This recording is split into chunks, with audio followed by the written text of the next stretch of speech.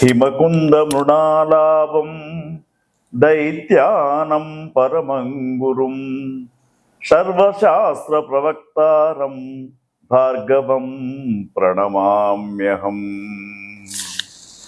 చూస్తున్నటువంటి ప్రేక్షకులకు జూన్ 1వ తేదీ నుండి 28వ తేదీ దాకా సుమారుగా ఈ జూన్ మాసం ఒక 30 రోజులు శుక్రగ్రహం యొక్క మార్పు అనేది జరుగుతూ ఉంది.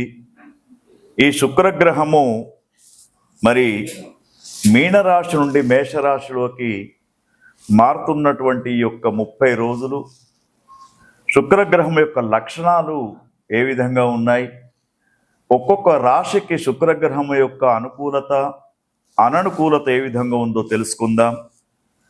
గ్రహాలలో శుక్రగ్రహం చాలా మంచి గ్రహంగా చెప్తూ ఉంటారు. ఎందుకంటే భార్యాభర్తల యొక్క దాంపత్య జీవనం కావచ్చు, యువతీ యువకుల యొక్క ప్రేమ కలాపాలు కావచ్చు, అదేవిధంగా ఈ విషయాలన్నీ తెలిపేది శుక్రగ్రహం. కాబట్టి మరి ఈ శుక్రగ్రహం యొక్క విషయాలను కొన్ని మనం తెలుసుకుంటూ ఉంటే, ముఖ్యంగా శుక్రగ్రహం యొక్క తత్వం అయితే ఉందో జలతత్వంగా చెప్పబడుతూ ఉంది. తర్వాత ఈ శుక్రగ్రహము ముఖ్యంగా కొంతవరకు లక్ష్మీదేవి యొక్క అనుగ్రహంతో, లక్ష్మీదేవి యొక్క ఆరాధనతో శుక్రగ్రహం అనుకూలిస్తుందని చెప్తూ ఉంటారు. తర్వాత ముఖ్యంగా శుక్రగ్రహం లక్ష్మీదేవి యొక్క ఆరాధన చేయడానికి శుక్రవారం రోజు, అదేవిధంగా దీపావళి లక్ష్మీ పూజ అయితే చేస్తూ ఉంటామో అది కూడా కొంతవరకు శుక్రగ్రహం యొక్క అనుకూల్యతకు చెప్పబడుతూ ఉంటుంది. తర్వాత ఈ శుక్రగ్రహానికి ముఖ్యంగా గ్రహం యొక్క వయస్సు 7 సంవత్సరాల దాకా ఉంటూ ఉంటుంది. తర్వాత ఈ శుక్రగ్రహానికి అధిదేవత ఇంద్రాణి శచీదేవిగా చెప్పబడుతూ ఉంటుంది. శుక్రగ్రహము అనుకూలంగా లేనప్పుడు బొబ్బర్లు, పెరుగు, వెండి ప్రతిమలు, నెయ్యి, తర్వాత పండ్లు ఇటువంటివి దానం చేయాలని చెప్పేసి, తర్వాత ముఖ్యంగా శుక్రగ్రహము స్వక్షేత్రమైనటువంటి వృషభ, తులారాశులకు మంచి ఫలితాలను ఇస్తూ ఉందని చెప్పేసి, తర్వాత ముఖ్యంగా ఈ శుక్రగ్రహము భావకారత్వం ఎవరికంటే భార్య గురించి తెలుపుతూ ఉంటుంది. తర్వాత శనివర్గ గ్రహాలైనటువంటి శుక్ర, శని, బుధ, రాహువులు మిత్రులుగా ఉంటూ ఉంటారు. గురువర్గ గ్రహాలైనటువంటి గురు, కుజ, రవి, చంద్ర, కేతువులు శత్రువులుగా శుక్రగ్రహానికి ఉంటూ ఉంటారు. తర్వాత ముఖ్యంగా ఈ శుక్రగ్రహము ఏ విధమైనటువంటి మరి మనకు శుక్రగ్రహము సరిగ్గా ఉన్నప్పుడు దాంపత్య సుఖజీవనం పొందడం కానివచ్చు, లేకుంటే యువతీ యువకులు కలిసి ఉండడం కావచ్చు, ఇటువంటి అన్నీ కూడా జరుగుతూ ఉంటాయి. కాబట్టి శుక్రగ్రహం యొక్క అనుకూల్యత మరి ఈ యొక్క జూన్ మాసంలో 30 రోజులు వివిధ రాశులకు ఏ విధంగా ఉందో చూద్దాం.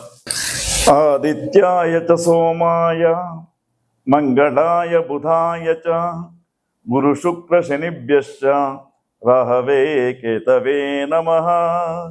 శ్రీ గురుభ్యో నమః. శ్రీమాత్రే నమః. చూస్తున్నటువంటి ప్రేక్షకులకు స్వాగతాన్ని తెలియజేస్తూ, విశ్వావసునామ సంవత్సరంలో జూన్ మాసంలో జూన్ 1వ తేదీ నుండి సుమారుగా 30 రోజులు శుక్రగ్రహం యొక్క సంచారం మీనరాశి నుండి మేషరాశిలోకి శుక్రగ్రహ సంచారం జరుగుతూ ఉంది.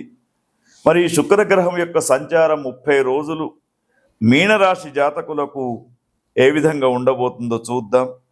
మీనరాశి జాతకులకు ద్వితీయ స్థానంలో, అంటే 2వ స్థానంలో శుక్రగ్రహం ఉన్నది కాబట్టి వీరికి కీర్తి ప్రతిష్టలు పెరుగుతూ ఉంటాయి, వస్తు లాభాలు పెరుగుతూ ఉంటాయి, స్త్రీల వలన సంతోషాలు లభించే అవకాశాలు కనబడుతూ ఉంటాయి.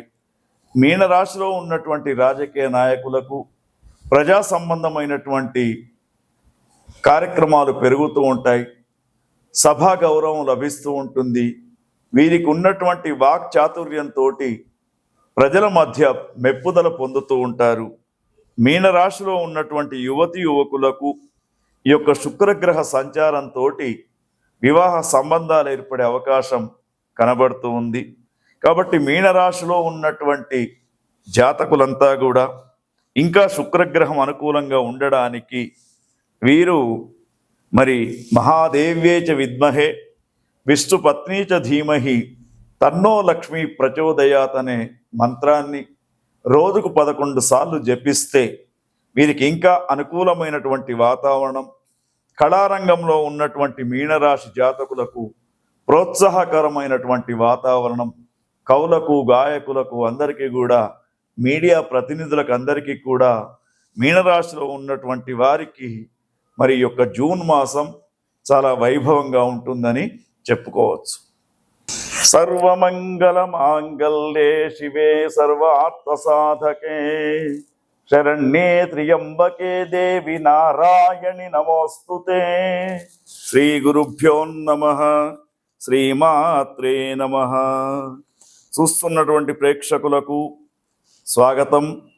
విశ్వావసునామ సంవత్సరంలో జూన్ మాసంలో మీనరాశి నుండి మేష రాశిలోకి మారుతున్నటువంటి శుక్రగ్రహం యొక్క అనుకూల్యత 11వ రాశి అయినటువంటి కుంభరాశి వారికి ఏ విధంగా ఉండబోతుందో చూద్దాం. 3వ స్థానంలో శుక్రుని యొక్క గమనం, సంచారం అనేది జరుగుతూ ఉన్నప్పుడు కొంతవరకు కుంభరాశి జాతకులకు మధ్య రకమైనటువంటి ఫలితాలు కనబడుతూ ఉన్నాయి. వీరికి మరి వ్యాపారాలు కొత్తవి పెట్టకుండా ఉన్న దాంట్లో ఉండడం సుఖంగా ఉంటుంది. కొత్త వ్యాపారాలు పెడితే నష్టపోయే అవకాశం కనబడుతూ ఉంది. తర్వాత అదే రకంగా మరొక విషయం ఏమిటంటే వీరికి కొన్ని పనుల ద్వారా హాని జరిగే అవకాశం, ఉద్యోగ భంగం జరిగే అవకాశం కూడా కనబడుతూ ఉంది. స్త్రీ పురుషుల మధ్య చిన్న చిన్న వాటికి అలజడి వాతావరణం కనబడుతూ ఉంటుంది. తర్వాత కుంభరాశిలో ఉన్నటువంటి జాతకులకు ముఖ్యంగా వీరికి కొన్ని సూచనలు ఏమిటంటే వీరు లేత నీల రంగుతో ఉన్నటువంటి కర్చీఫ్ను దగ్గర పెట్టుకోవడం, శుక్రగ్రహానికి 20,000 జపాన్ని చేయించుకోవడం, బొబ్బర్లు దానం చేయడం వీరికి మరి ఒక ఉపాయంగా చెప్పడానికి అవకాశం ఉంది.